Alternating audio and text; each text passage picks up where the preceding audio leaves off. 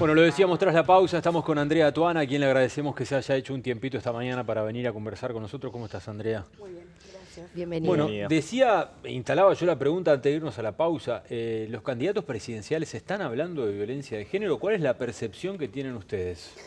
Bueno, la percepción es siempre la misma, que es un tema que interesa en el sentido de cuando uno conversa, ¿no?, con los distintos equipos de campaña o incluso con los presidenciables.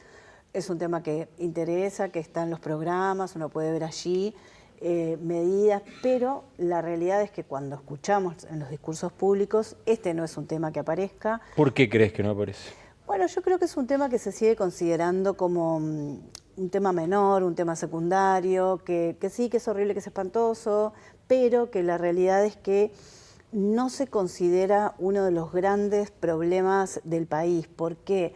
Porque se sigue de alguna forma minimizando algunos aspectos, y ahí podría dar millones de ejemplos, hasta incluso en la justicia, ¿no?, cómo se minimizan algunas formas de violencia, por ejemplo, hacia las infancias, y porque venimos además de una naturalización de años sobre estos temas, y por otro lado porque hay una percepción de que esto es un problema individual, ¿no?, de esta familia, de este niño, de esta persona, y no un problema estructural, como es lo que venimos planteando, ¿no? Pero es un problema estructural de seguridad, de educación, o que tiene que ver con el ámbito judicial. ¿Por dónde lo relacionás? Es un problema estructural que hace a las relaciones como están establecidas en nuestra sociedad. Entonces, lo que tendríamos que hacer para arrancar, o sea, para transformar profundamente esto y empezar a bajar los números, tendríamos que trabajar en transformar las relaciones de poder, de género, de edad, y eso implica sistema educativo a full, digamos, ¿no? O sea, realmente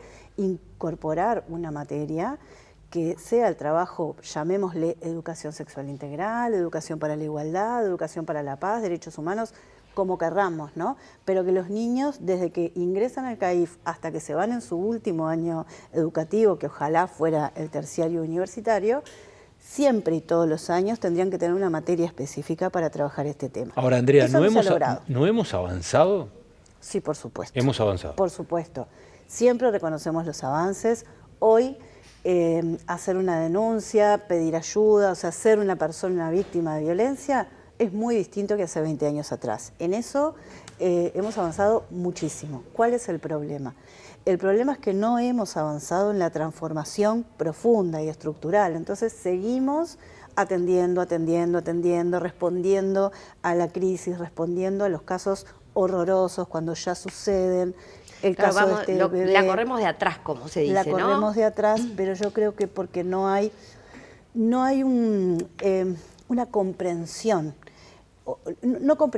no hay una mirada común de quienes trabajamos hace muchos años en estos temas con el público en general y quienes están en el gobierno. O sea, esto no se considera un problema estructural para muchas personas. Se sigue pensando como el abusador en un loco, un patológico. Sí, como algo coyuntural. De una familia concreta. Exacto. Y esto es mucho más. Ahora, tú hablabas de las infancias y creo que no hay ninguna duda de lo que estás diciendo. Esto es construir una sociedad nueva que realmente avance, que está avanzando. Yo creo que las mujeres lo notamos, ¿no? Incluso en nuestras edades, donde venimos de épocas en donde vimos a nuestras madres y a nuestras abuelas vivir diferente y nosotras ser como también creadoras de ese cambio, casi que en una lucha, parecía que había que irse hasta la otra punta. Pero ¿qué hacemos con las personas que ya somos grandes, con las mujeres víctimas? Si bien hay muchas jóvenes, también hay mujeres grandes, vemos mujeres con edades avanzadas, incluso víctimas de violencia de género. ¿Qué podemos hacer en ese sector de la población, más allá de fortalecer, porque el Ministerio del Interior habló claramente de un montón de acciones que se vienen haciendo, pero qué podemos hacer desde la cultura, desde lo social, más allá de lo que puede pasar en el sistema educativo? Bueno, en lo concreto, cuando hay un caso que ya llegamos tarde, ahí tenemos que seguir fortaleciendo todas las respuestas que tenemos. Y a una persona que tiene 70 años y que quiere dar ese paso, poder brindarle los distintos caminos posibles, también poder generar campañas para que esas mujeres puedan saber que hay posibilidades de que uno tiene el derecho a vivir una vida libre de violencia. ¿Está perdido el partido en esto de los machismos, las masculinidades desde un lugar complejo en aquellos que no son jóvenes y ya no están en el sistema educativo? Porque eso es como ir siempre a la respuesta pensando que bueno, que lo que hay que ir es ir a resolver cuando ya está todo el problema encima de la mesa. Creo que no está perdido, creo que hay de todo. Obviamente los jóvenes y adolescentes en general son el motor de cambio, pero también vemos mucha reproducción. Y de hecho hemos visto muchos casos de violencia en el noviazgo en las generaciones más jóvenes. ¿Qué pasa con los no tan jóvenes? Yo creo que ahí hay como una gama bastante amplia. Hoy se habla de la revolución de las hijas, se habla de que muchas hijas, adolescentes o jóvenes, están empezando a cuestionar, pero desde lo afectivo, a sus padres, a sus madres, y que eso abre una posibilidad de entendimiento, ¿no? Es diferente que de repente alguien de 50 años escuche un programa como este y pueda decir, ¿no? ¿Será que yo tendré actitudes machistas o violentas? Pero cuando es alguien de su familia, cuando son sus propias hijas las que le hablan a sus padres, hay un cambio, ¿no? Hay muchos adultos que te dicen, mi hija me cambió la cabeza con el tema de la orientación sexual, de la identidad de género. O sea, siempre hay posibilidad de cambio en la medida que nosotros tengamos la posibilidad de abrir, ¿no? Abrir para que también los y las jóvenes puedan empezar a pensar estas cosas. Ahora, para saber un poco dónde estamos parados, hay una ley que en realidad ya un poco ampara estos temas, es la ley 19.580. 19.580. Ahí va, que es la ley de violencia basada en género.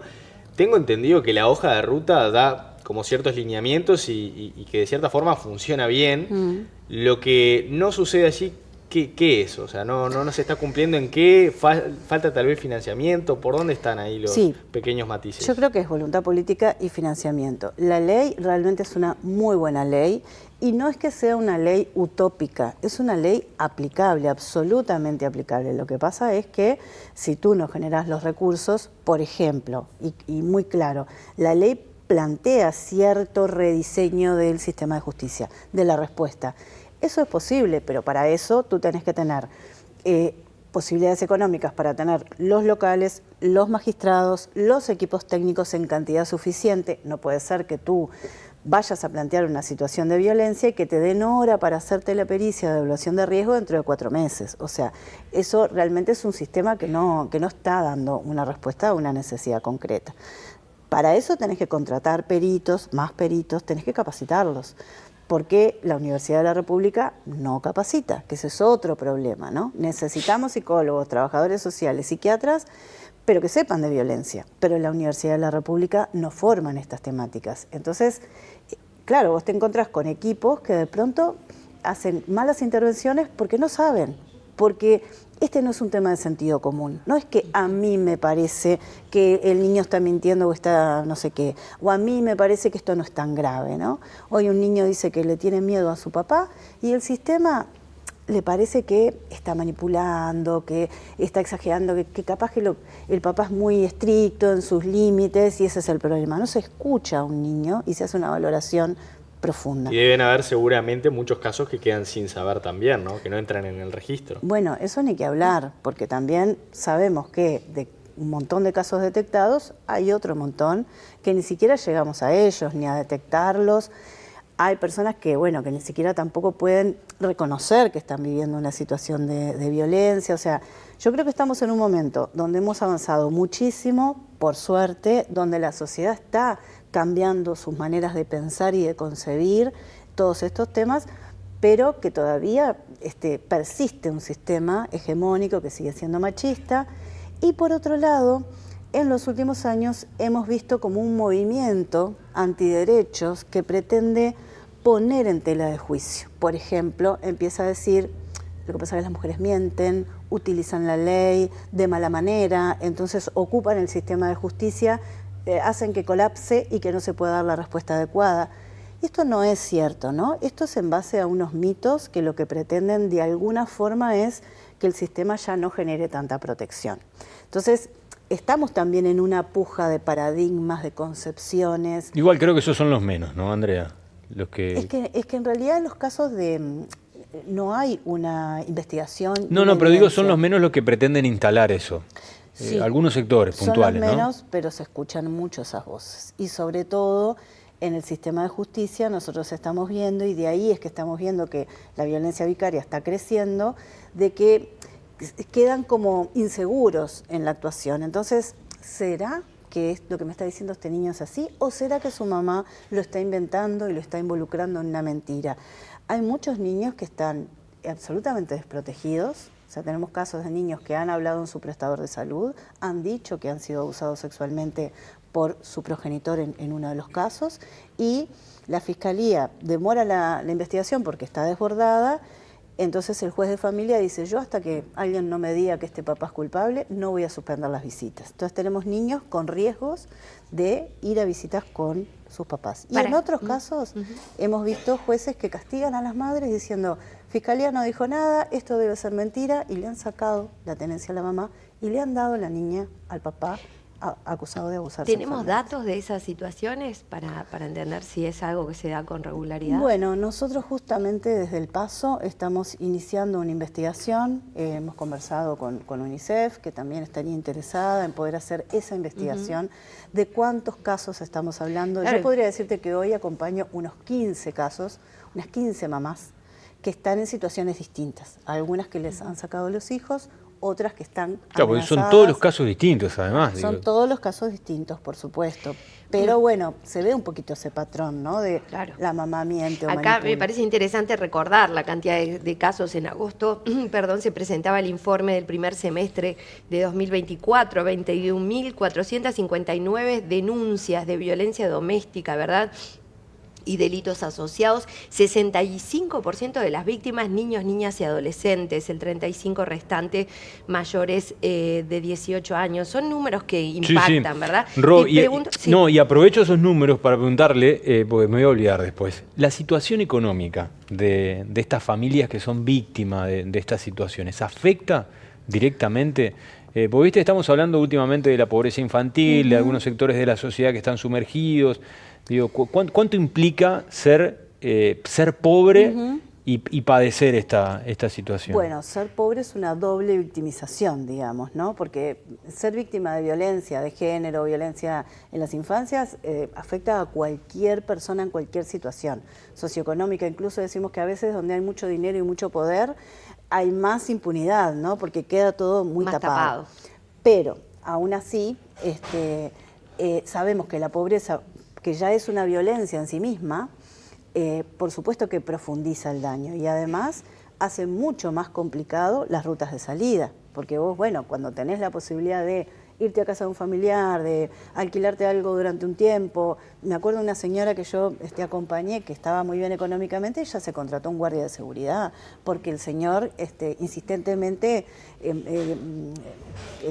transgredía las medidas cautelares. Claro, no todo el mundo tiene esa posibilidad. Entonces, si vos estás en una situación de pobreza, eso aumenta. O sea, los niveles de violencia sexual, ya vemos, ¿no?, que se dan en todos los lugares. Ejemplos, ¿no? Equipos de fútbol, jugadores de fútbol. Todo estrato ¿no? social. Todo estrato social. Pero también vemos que en determinados lugares también la pobreza genera unos niveles de deshumanización. Yo no olvido nunca el caso de Valentina, de 9 años en Rivera, que fue abusada sexualmente por 2 muchachos de 25, 26, que eran sus vecinos. Vivían todos en condiciones infrahumanas. Eso también, ¿no?, va generando como una profundización, pero no es lo que produce la violencia. Claro. Te voy a preguntar algo. Estábamos hablando de la complejidad de la situación de las infancias y hoy nos enterábamos de un pedido de informes urgente al constatarse visitas de niños, niñas y adolescentes a ofensores sexuales en la cárcel. En particular, se da cuenta de que en Punta de Rieles se podrían estar generando situaciones de este tipo, donde hay más de 100 ofensores sexuales en la unidad número 6, y estos chicos los visitan, están en un salón en donde hay otro tipo de personas también condenadas, pero que no habría supervisión y demás. Betiana Díaz, diputada de la lista 609 del Frente Amplio, al enterarse de esto, hizo una solicitud urgente de informes. ¿Sabés algo al respecto? ¿Podrías darnos alguna información? ¿Conocés de esta situación? Bueno, actualmente no, pero no me sorprende, porque hace unos cuantos años atrás atendimos una situación en un departamento del norte del país en donde el niño era llevado por su mamá a visitar a su padrastro que lo había abusado sexualmente. y el señor en la cárcel lo vendía con otros presos. Para que lo explotaran. Eso está en expediente, denunciado, todo, ¿verdad? Hace unos cuantos años ya. Entonces, es una práctica que cuando escuché ahora esta noticia dije, bueno, qué bueno, ¿no? Que estemos investigando, que se llegue hasta el fondo del asunto, porque, bueno, conocí ese caso, hemos tenido algunos relatos también de hijas adolescentes que ingresan y que eran vendidas adentro de las cárceles. Ya les digo, ¿no? No en este periodo de gobierno, digo, para también poder como entender de qué estamos hablando hoy, que todo esté tomado con una sensibilidad electoral. Pero me parece que es muy importante, porque evidentemente no son prácticas puntuales, sino que esto es algo que evidentemente está sucediendo mucho más de lo que pensamos. Hay dos afirmaciones que vos hiciste hace algún tiempo que me impactaron muchísimo. Una marcando que la explotación sexual está en los 19 departamentos del país, y la otra que vos decías que se dejan niños en bocas como garantías de pago. ¿Esto es así? ¿Esto sigue pasando? Nosotros no lo sabemos si sigue pasando. Cuando yo expresé eso, el planteo que yo hice es que a nuestra organización nos habían llegado al menos 3 relatos, porque ni siquiera son denuncias, de niños que habían pasado, o sea, de adultos que nos contaban de niños que habían estado en esa situación.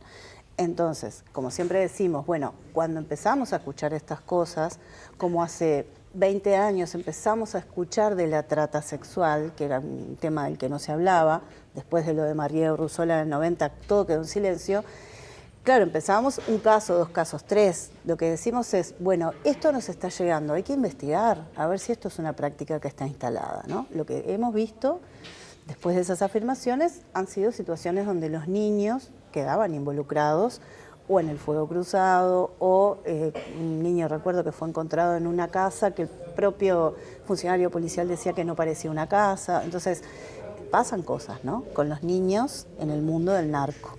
Yo creo que hay que investigar, así como estos temas de la cárcel, o como cuando nos contaban algunas mamás jóvenes que les amputaban las falanges para pagar las deudas, ¿no? Entonces, bueno, son todas prácticas que a nosotros nos llegan los relatos. Creo que la investigación corresponde al gobierno. Andrea, en el final, ¿qué le pedirías a los diferentes actores políticos que hoy están peleando por llegar al poder?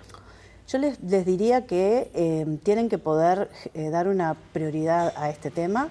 Por eso nosotras venimos hablando de un Ministerio de Igualdad, que ninguno de los presidenciables lo lleva, pero creemos que sí es necesario un Ministerio de Igualdad, porque vos ahí personificás un problema al que le das relevancia. Cuando sentás a todos los ministros con el presidente, están los temas más importantes del país. Este tiene que estar ahí. Y los presidenciables tienen que poder formarse en estos temas y hacer un compromiso de priorizar. Realmente no podemos seguir gobierno a gobierno teniendo este tema como secundario y generando algunas medidas, poniendo un poquitito más de plata, abriendo un juzgado o 2. No, acá hay que hacer una transformación profunda y, por supuesto, financiar 100% esa ley, que la ley no solamente habla de atender el caso, sino de la transformación. Quedó clarísimo. Andrea, muchísimas gracias por estos minutos, como siempre, y la seguimos en cualquier momento. Un placer y a las órdenes.